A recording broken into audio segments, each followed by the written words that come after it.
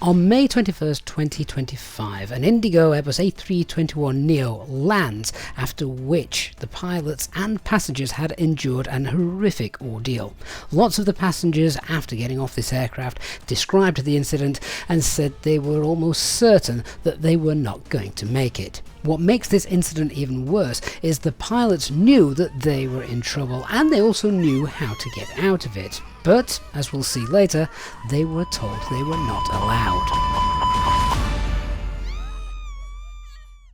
Indigo Flight 2142 is parked at Delhi Airport, getting ready to fly a routine flight to Srinagar. Today it's going to be operated by an Airbus A321 Neo, and it's a little over 3 years old. Everything on the ground seems normal, and as everyone gets boarded, the pilots go through their usual briefing for the flight, checking things like how much fuel they want to take and weather conditions. Now, the flight was scheduled to depart in the late afternoon at 4:55 local time, and obviously this time of year during the summer in India, thunderstorms, cumulonimbus clouds are a common occurrence, so not something that's going to worry the pilots too much, as they've seen it all before. With everyone boarded, the fuel loaded, the flight computers all set up, everything was set and ready to depart on time. Now, the planned flight route was to take off runway 09, fly south, and then continue to fly north heading up to their destination. But as you can see from here, all of this flight would operate within Indian airspace, avoiding Pakistan airspace over on the left. And sadly, there was a very important reason for this. About a month before, there had been a terror attack in Pahalgam in India, which had resulted in the deaths of at least 28 people. And following this incident, tensions between Pakistan and India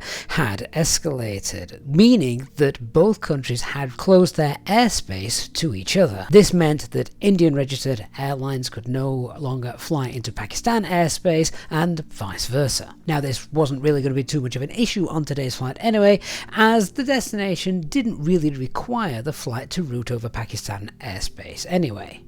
Everything on the ground had gone perfectly, and the aircraft pushed back and took off a few minutes early. The departure and climb out was uneventful, everything was going according to the flight plan, and the aircraft's cruising altitude today was going to be 38,000 feet, which the aircraft reached around about 25 minutes after departure. Now, the flight itself isn't a particularly long one, it's only around about an hour and 20 minutes. And for the first half an hour, 45 minutes or so, it was just a perfectly normal flight.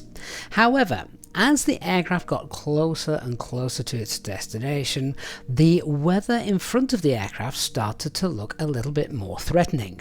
Now, as we said earlier, towering cumulus and cumulonimbus clouds, thunderstorms, they are all pretty common this time of year over India, particularly late on in the afternoon, so this probably didn't come as too much as a surprise to the pilots. And the pilots, of course, do have their onboard weather radar, which when they turned this on, they saw a lot of cell activity ahead of them, which looked like it was the kind of weather they didn't really particularly want to fly through. Now, you may be thinking that the risks with thunderstorms are the lightning strikes, but actually today's modern aircraft are designed to withstand those with very little impact on the aircraft itself. The biggest risk with flying through thunderstorms is the turbulent weather conditions and wind shear that comes with them. The pilots saw that there were some very nasty cumulonimbus and storm clouds ahead of them, and they decided it was not a sensible idea to fly through this weather, and instead they should probably go around it. They first contacted the Indian Northern Control Air Traffic Control Centre asking for a deviation to the left of their planned route to avoid the build-ups of weather, but for whatever reason this was denied by air traffic control, maybe because there was other traffic in the way. Now, obviously they had to comply with air traffic control instructions, but this meant then that the aircraft was going to fly where the pilots didn't really want to take it, so they opted to try something else, as things were clearly getting worse and they needed to get out of the cell system. They then contacted Lahore Air Traffic Control in Pakistan to ask if they could deviate left into their airspace to clear the current weather they were in. Now, of course, this would mean a deviation to the left and and taken them through Pakistan airspace. But do you remember what we said earlier on? Yes, Pakistan airspace was technically closed to all Indian registered aircraft, and so Lahore Air Traffic Control refused them access or entry into their airspace. By this time, the aircraft was now entering the worst part of the storm, and the pilots had a look to see if they could turn the aircraft around and fly back out. But when balancing up their situation, they realized they were probably quicker at getting out of the storm if they were to continue on through the narrowest part of the storm they could see on their weather radar. So this then is exactly what they decided to do, as they were left with no other option. Unfortunately though, this thunderstorm cell and cumulonimbus cloud was really about to batter this aircraft.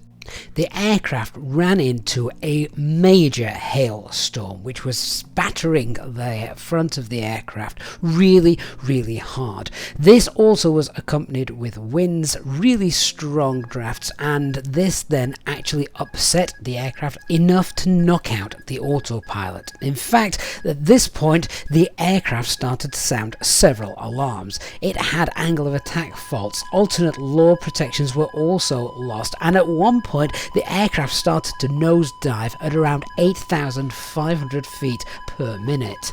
The pilots obviously had to fight against the elements, taking control of the aircraft manually, and even the backup speed scale became unreliable.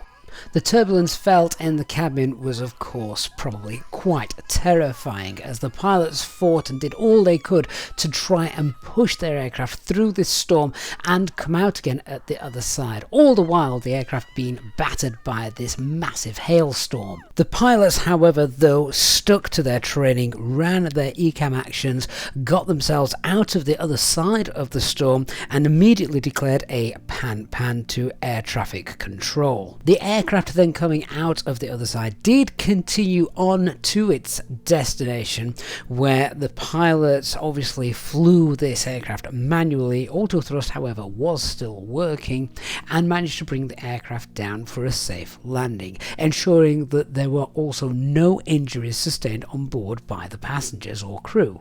Now, the same, however, could not be said for the aircraft itself, as these pictures show. This was the result of the hailstorm that the aircraft was forced to fly through. And as you can see, it suffered serious damage.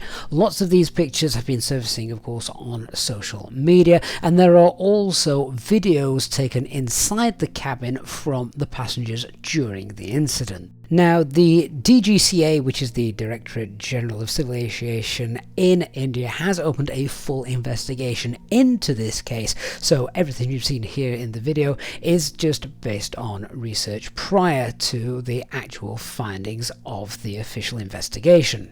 But it does have to leave you wondering, at what point do various air laws and airspace restrictions come into place when safety of an aircraft could be impacted, as we have seen in this incident. We will of course have to wait until the full investigation has been completed and the final report, but I would love to hear your thoughts in the meantime following what you've seen in this video. And as always, I look forward to reading your thoughts and comments down below. Thank you so much for watching. I hope you have enjoyed the video, and of course if you have, please don't forget to leave a like on the channel, and if you are new to our channel as well, then please don't forget to hit that subscribe button and turn on the notifications bell so you don't miss any of our future videos and of course live streamed flights. Thanks for watching, and I'll see you all again in the next one. Bye bye for now.